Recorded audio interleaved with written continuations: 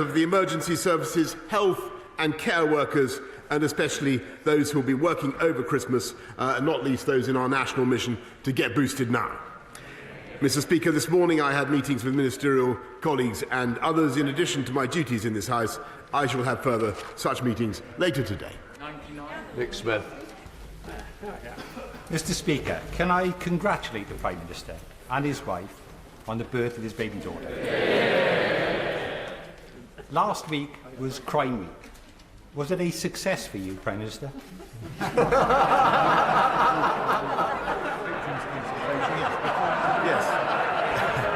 I'm very grateful and I thank him for his kind words. And yes, it was, Mr. Speaker, because last week we showed that we are not only the party that is putting in the resources to fight crime, with 10,000 more police already recruited, but we are the party that is finally getting tough on the drugs gangs that blight the lives of children and communities up and down this country, and we won't tolerate middle-class drugs use any more than any other kind of drug use, Mr. Speaker.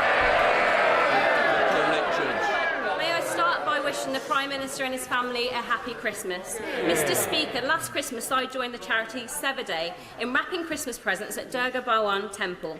I delivered a small number of the thousands of gifts the Hindu community had donated for children and adults across Samwell. Will the Prime Minister join me in thanking Seva Day, Deepak, Mandu and Reena, who I'll be joining again this Friday at West Bromwich Sri Krishna Mandir? Yes, I thank my honourable friend for raising the work of Seva Day and for all the people of West Bromwich, Hindu community, who do make an incredible contribution to this country. And I'm delighted that the charity is again distributing donated gifts. Thank you to everyone involved, and particularly to my honourable friend for her efforts. Yeah. We now come to the Leader of the Opposition, Keir Starmer. Thank you, Mr. Speaker. Can I also wish you, everybody who works in this House and all members, a Merry Christmas and a Happy New Year. And can I also send my congratulations to the Prime Minister and his wife on the birth of their daughter, and join the Prime Minister in supporting our armed forces and all those on the front line. Mr. Speaker, there were 200,000 Omicron infections on Monday. That's doubling every 2 or 3 days, and the NHS could be overwhelmed. So I want to start by encouraging everyone listening to this session to get their jabs and boosters. It's the best way to protect themselves, the NHS and their loved ones. Given the seriousness of the situation, does the Prime Minister agree that the 100 Conservative members who voted against Plan B measures last night voted against steps which are necessary to protect the NHS and to protect lives?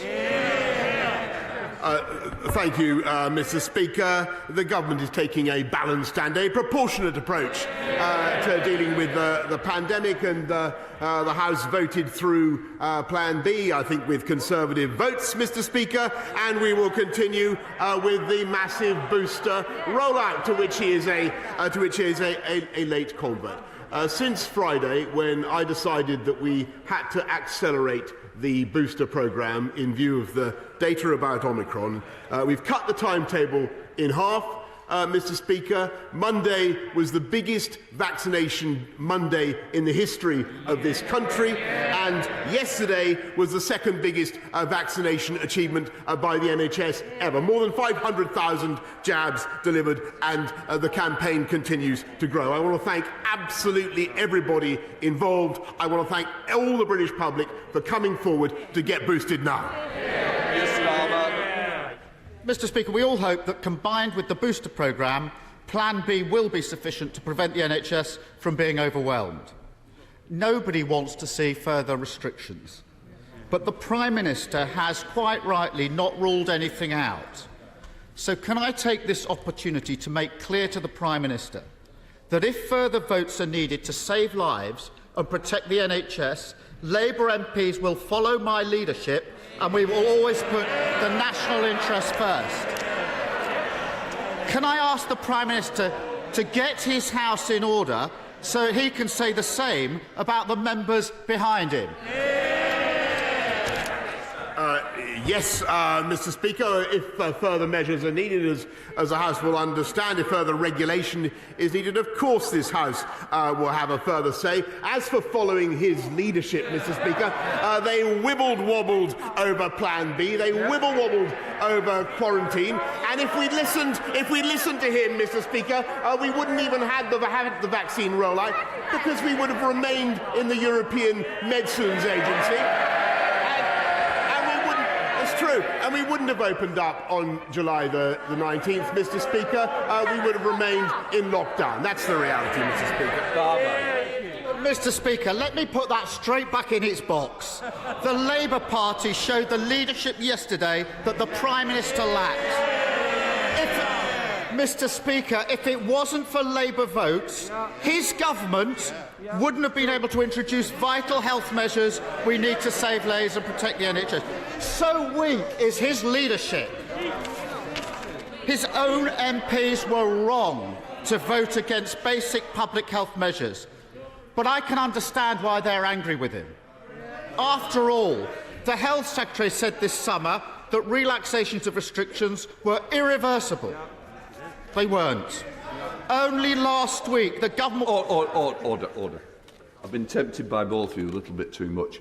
Think it's Christmas. That's the only reason you're going to remain. Prime Minister. Keir Starmer. Mr. Speaker, only last week the government was saying Plan B measures were not required. They are. Just like the rail revolution for the North. No one will have to sell their homes for social care. Just like no tax rises. It's overpromise after overpromise until reality catches up. Does the Prime Minister understand why his own MPs no longer trust him? Mr. Speaker, there he goes again. He comes to this House pompously claiming that he wants to rise above party politics and support the efforts of the nation in delivering the vaccine rollout, and then he talks endlessly about party politics and plays political games. I think what the people of this country can see is as a result of what this government has done, with the decisions we've taken, the tough decisions that we've taken to deliver which he ducked, Mr. Speaker, to deliver the fastest vaccine rollout in Europe and now the fastest booster rollout. We now have, Mr. Speaker, the fastest growing economy in the G7 and more jobs today, 500,000 more jobs today than there were when the pandemic began. That is Conservative government in action, Mr. Speaker. We deliver, they complain. Mr. Speaker, the only person undermining public confidence is sitting right there. Here's the problem.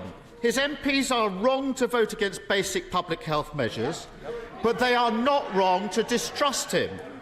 Last week, the Conservative member for the Forest of Dean asked, why should people at home listening to the Prime Minister do things that people working in Downing Street are not prepared to do?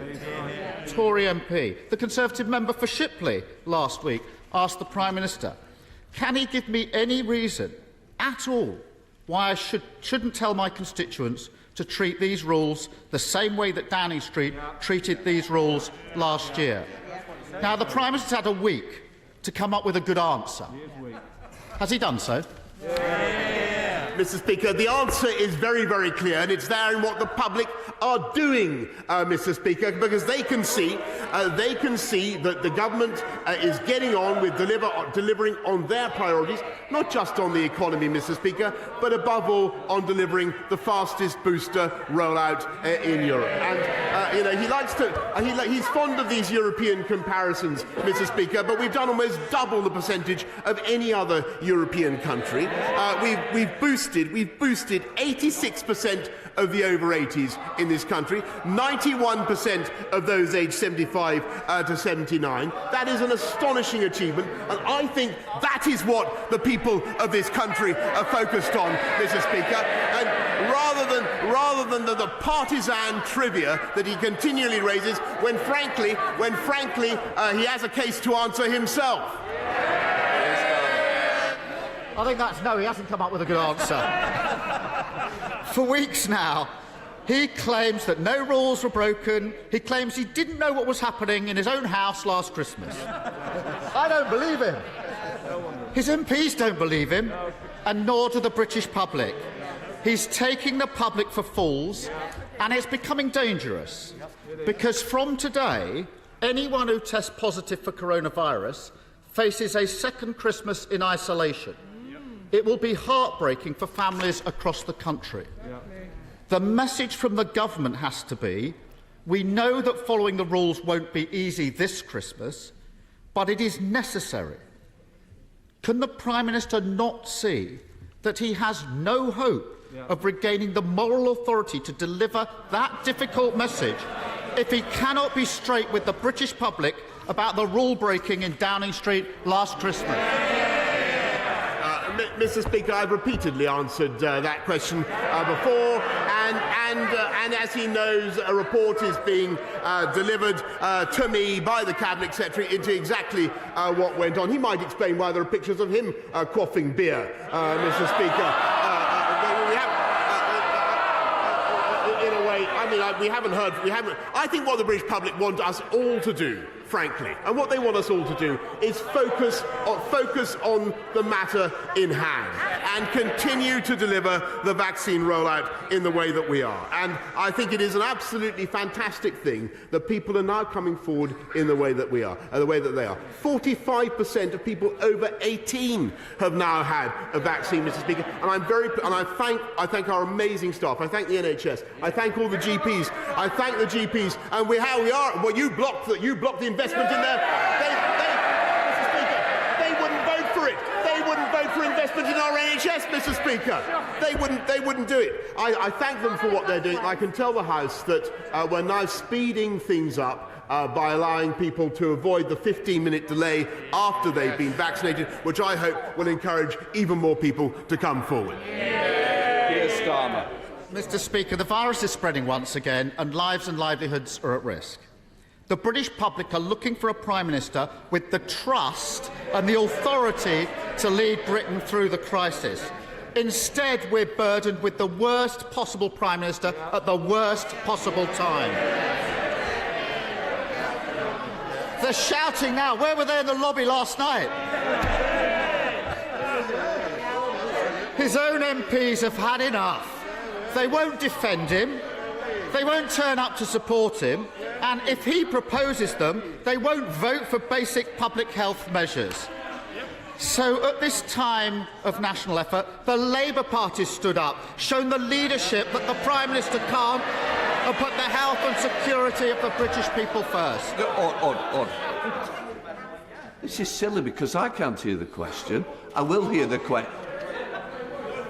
I don't think we need any more help from this front bench.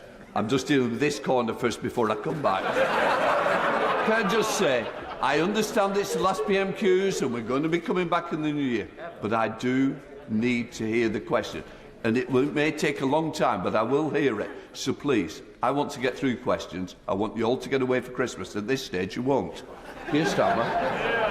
Mr. Speaker, the Prime Minister is so weak that without Labour votes last night, vital public health measures wouldn't have got through. But this country can't... Says it's not true. Oh, God. I haven't got... It's not true. He's so socially distant from the truth. He thinks that that's not true. I don't know where to... We better press on. We can't go on with a Prime Minister who's too weak to lead. So will the Prime Minister take time this Christmas to look in the mirror and ask himself whether he has the trust and authority to lead this country? Mr. Speaker, thank you very much, Mr. Speaker. We won that vote last night with Conservative votes, as I told the House. I respect the feelings and I respect the anxieties that colleagues have about... Of course I do. I respect and understand the anxieties, the legitimate anxieties that colleagues have about restrictions on their liberty, but I believe, and on the liberty of people, but I believe that the approach that we're taking is balanced and proportionate and right for this country. And let me tell you, Mr. Speaker, let me tell the House about he talks about leadership, some of the decisions, the tough decisions that I've had to take. I had to decide to stay out of the European ventilator scheme, so we had our own ventilator challenge. he then ridiculously attacked. I decided to go ahead of the rest of Europe, with the vaccine rollout, Mr. Speaker, which would have been impossible if we'd listened to him. I decided to go ahead with opening up our society and our economy on July the 19th, which he opposed, Mr. Speaker, which he opposed. And frankly, if we'd listened to him, never forget, we would not now have the fastest economic growth of the G7. It's because we took those courageous steps, Mr. Speaker, that we now have 500,000 more people in work now than there were when the pandemic began. And yesterday I saw 1.2 million job vacancies, Mr. Speaker. That is what Conservative governments do. They create employment. They create business opportunities. And above all, Mr. Speaker, we vaccinate, they vacillate. They jabber, we jab. They play party politics, Mr. Speaker, and we get on with the job.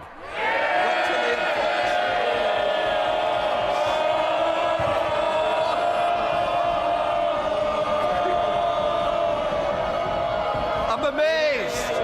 I'm absolutely amazed that some of you wanted to catch my eye. Obviously you don't. Thanks for that. It's making my life easier. So don't be shocked when I wasn't going to put you in for that special question today.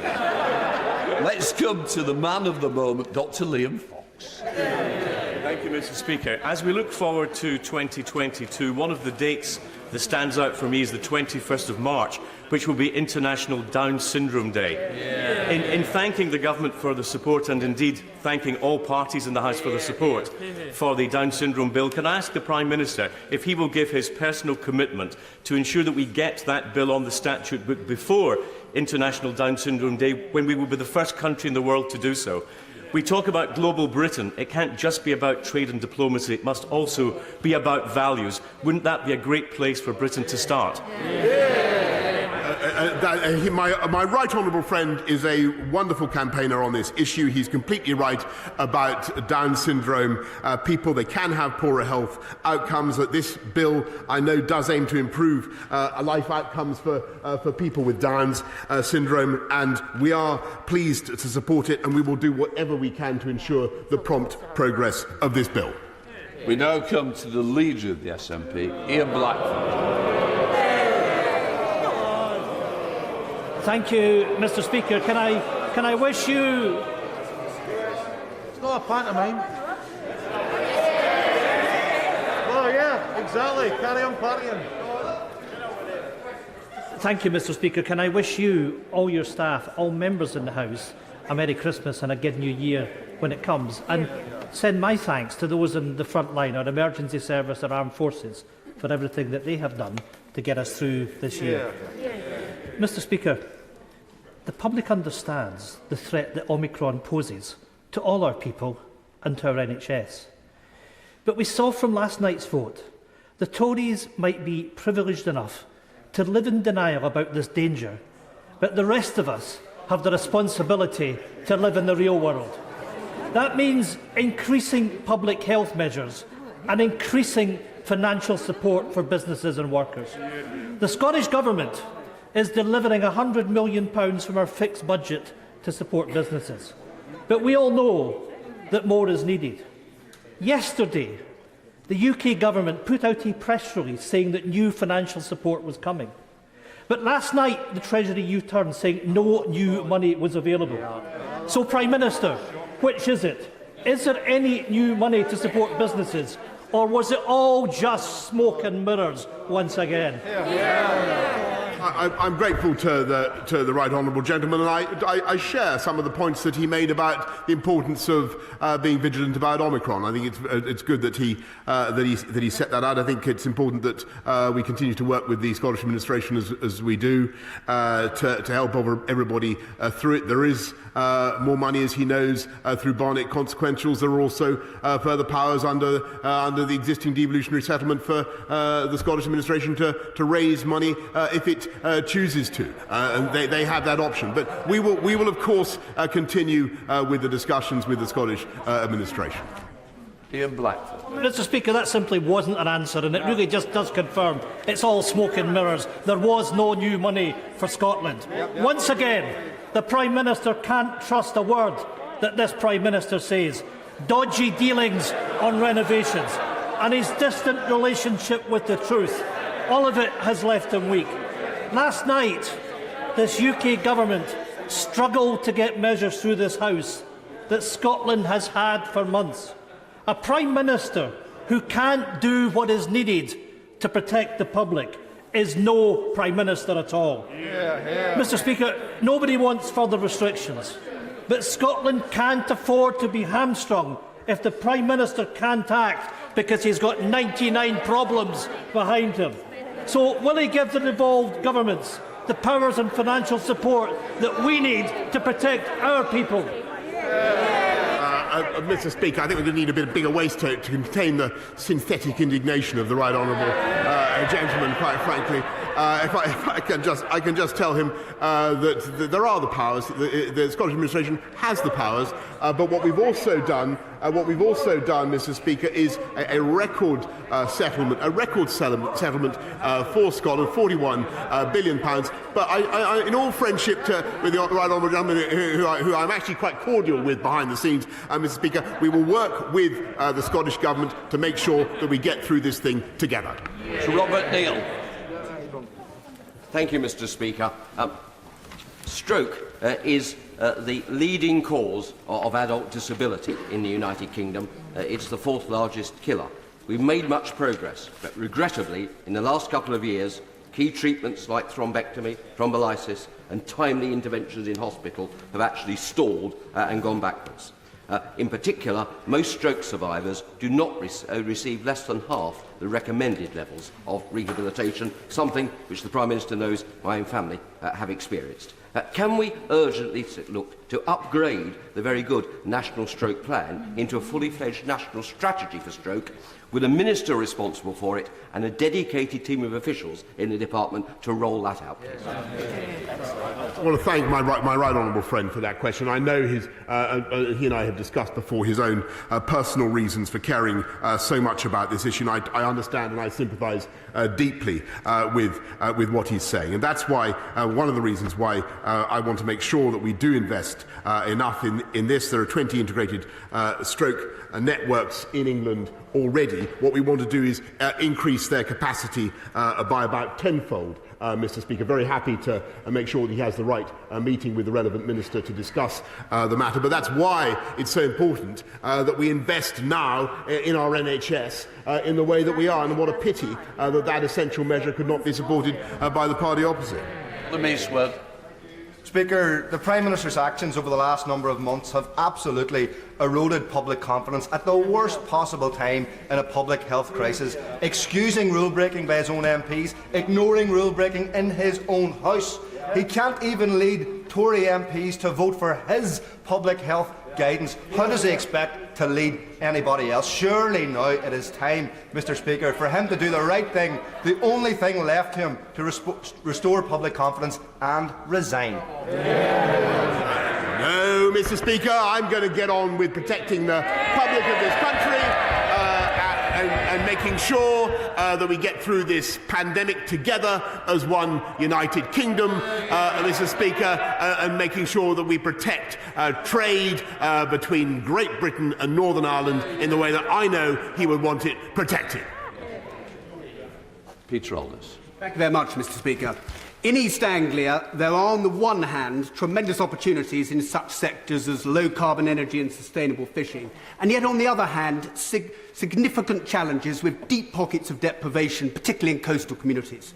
I acknowledge the investment that has been made, but there is a concern locally that the government is yet to comprehend the scale of the opportunity that our region has to be a global exemplar in new and revitalised industries, and in doing so bring transformative and long-term benefits to local people. Will my right honourable friend meet with other East Anglian MPs and myself so that together we can put in place a strategy to realise the full potential of the East of England? Yes, Mr. Speaker, but I also want to say that I understand completely the massive opportunity that exists in and the potential that exists in those coastal communities, and that is why we're investing £120 million already in 5 new town deals, including for Lowestoft, Mr. Speaker, and I'm sure that my right honourable friend, the Secretary of State for Levelling Up, will want to be taking his points on board as we bring forward the Levelling Up white paper in the new year. Stephen Flynn. Thank you, Mr. Speaker. Does the Prime Minister believe that it is the damage being caused by Brexit, his litany of broken promises, his condoning of Conservative Party corruption, or just simply his complicity in lockdown, busting, Christmas parties and quizzes, which has caused the public to so dramatically, so rapidly lose faith in his leadership? Mr. Speaker, what I observe is that actually it was our freedom from the rules of the European Union that enabled us to deliver the fastest vaccine rollout in Europe, that has enabled us to have the fastest economic growth in the G7, and that is of massive benefit to each and every one of his constituents. And I think he should acknowledge that point. Laura Farrell. Thank you, Mr. Speaker. One of the significant achievements of this government is the work it's done with local authorities to tackle rough sleeping. 5 years ago, 36 people were sleeping rough in the Newbury area. This Christmas, West Berkshire Council have reduced that to 0. But they can only sustain that success with the help of additional support services to tackle the complex causes of homelessness. What action will the government take through its new 10-year drug strategy to intercept the link between addiction and life on the streets? Yes.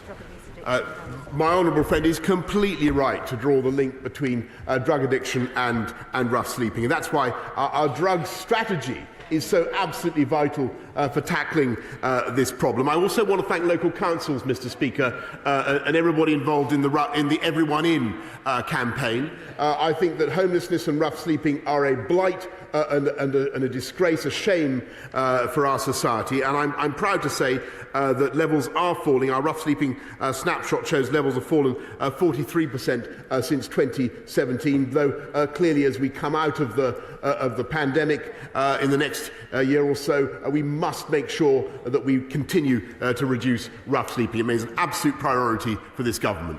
Ben Lake.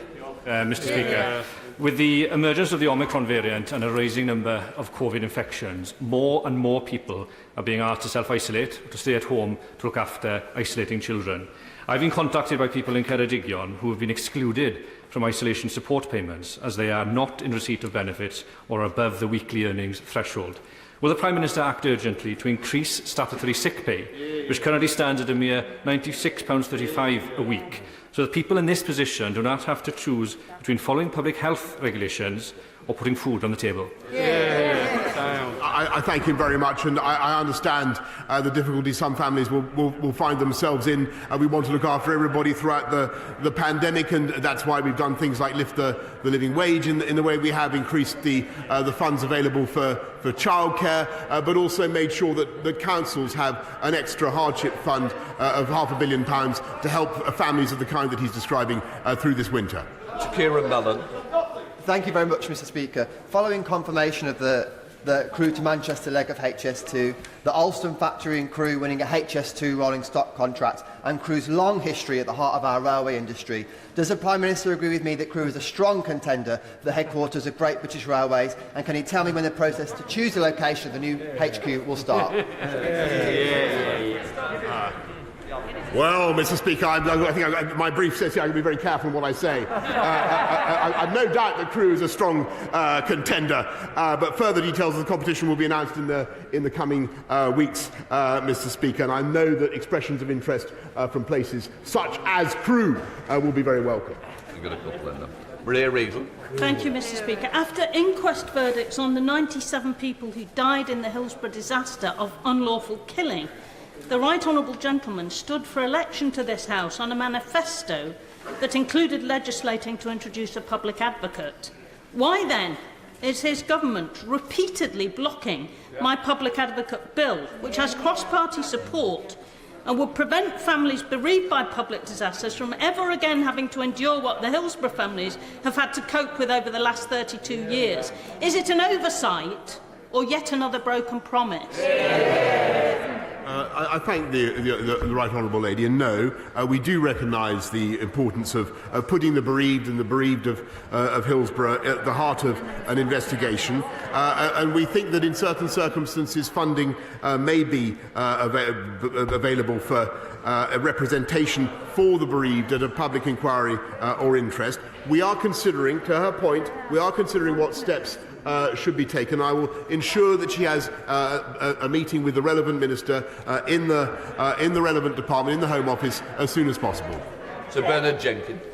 Mr. Speaker, as we see Russian forces massing on the Ukrainian border, can we be reminded that Russia is also continuing cyber attacks, attempted assassinations, using gas as a political weapon, holding illegally territory in the Crimea, in Georgia, intimidating the West and interfering in Western elections? How much does the government understand that President Putin is conducting a hybrid war against the West, and how is the government responding to it? Excellent question. I thank my right honourable friend, and I'm afraid he is absolutely right in what he says, and he's also right to stress the particular urgency of the situation he's right in what he says about hybrid warfare and all the other interventions, but there is a particular crisis that we face on the border with Ukraine, where Russian troops have been massing for some time, as the House knows, and I told President Putin on Monday what I think everybody in the G7 and more widely is agreed, that if Russia were so rash, so mad as to engage in an invasion of sovereign territory of Ukraine, then there would be an extremely tough package of economic sanctions mounted by our allies, mounted by the UK and our friends around the world. There would also, of course, be support for Ukraine. There would inevitably be the build-up of NATO forces in the periphery regions, and as I told President Putin, I believe any such action would be catastrophic, not just for Russia and for Ukraine, but for the world, Mr. Speaker. Thank you, Mr. Speaker.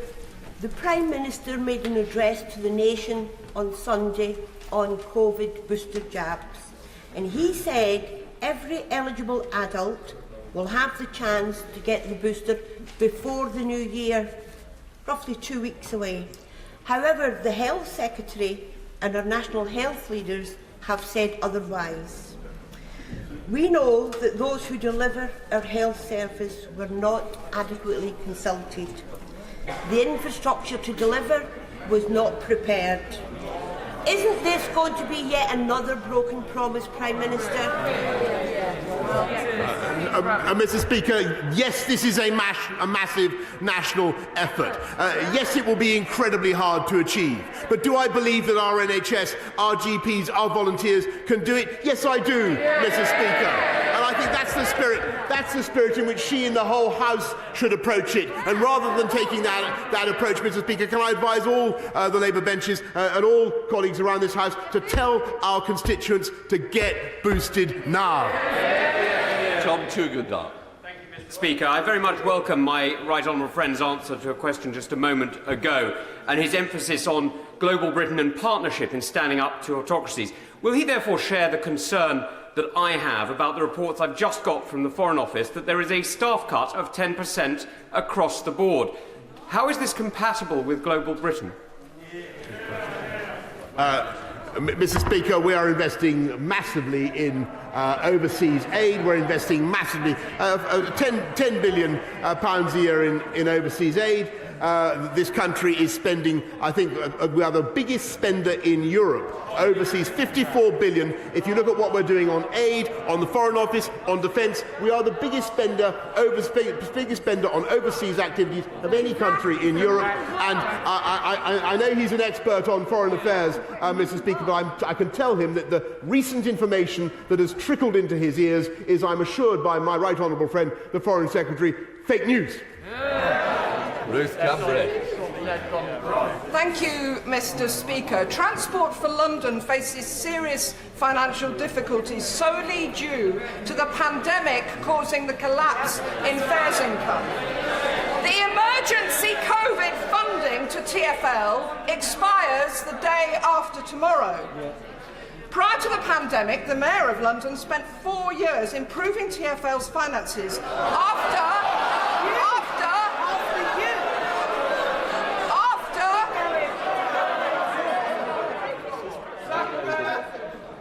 There will be a nightmare.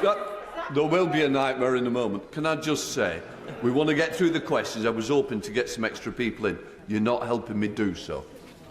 Come on in, Ruth Cadbury. Thank you, Mr. Speaker. Prior to the pandemic, the Mayor of London, Sadiq Khan, spent 4 years improving TfL's finances after his predecessor inexplicably bargained away TfL's £700 million annual government grant.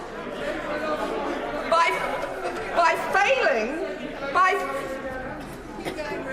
failing to meet the Mayor on extending the emergency COVID grant, this government is putting the city's economy and environment at risk. Rail companies have had additional support.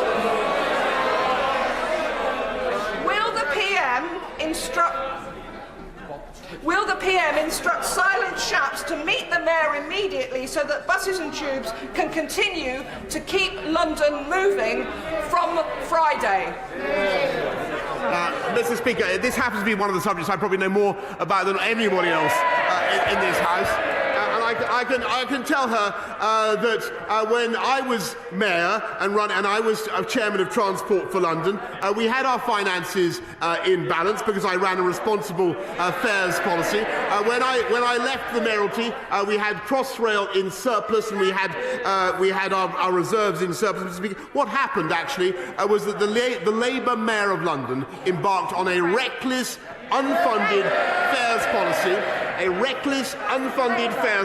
that cutting fares recklessly so as to leave a huge black hole in Transport for London's finances. And yes, Mr. Speaker, we have the greatest capitals.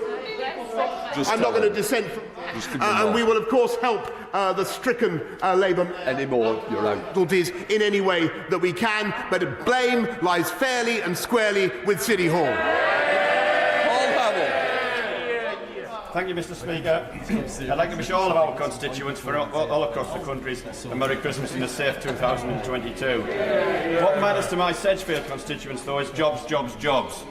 Would the PM join me in congratulating Hitachi and Alstom in securing the HS2 rolling stock contract, which is a tremendous vote of confidence in the people of Newton Aycliffe and Sedgefield? And could I ask him to encourage the Secretary of State for Transport to confirm that the feasibility study for Furriel Station approved his earliest convenience so we can get on with levelling up, building back better for Furriel, Bishop Midland, Sedgefield and the Cornford?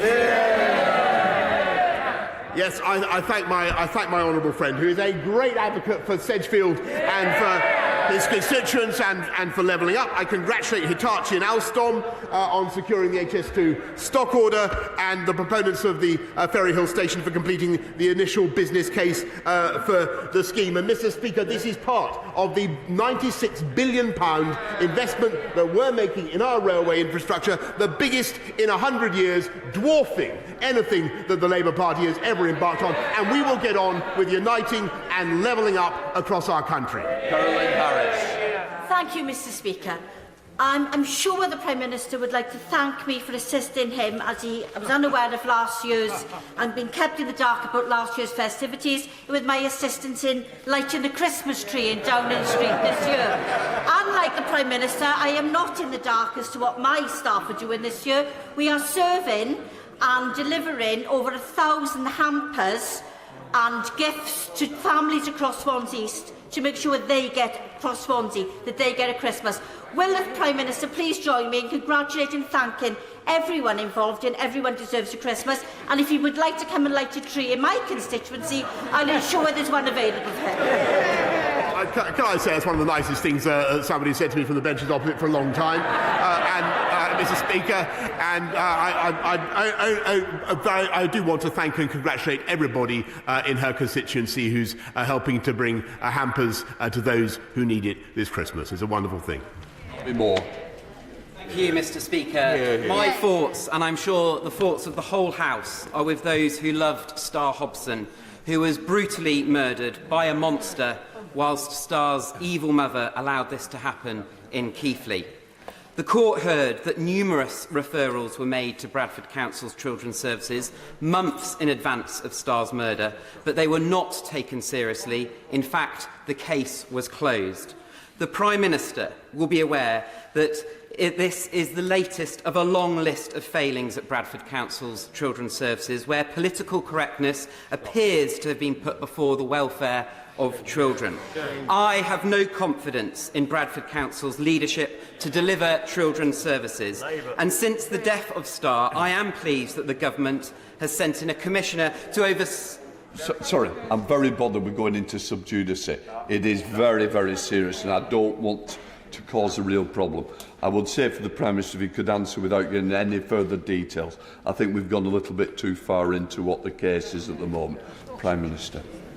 Mr. Speaker, I'm grateful for your direction. I would just want to say that I think the whole House will once again be filled with incredulity at the cruelty of people who could perpetrate a child killing like this, but also sadness and bewilderment that it could not have been prevented. And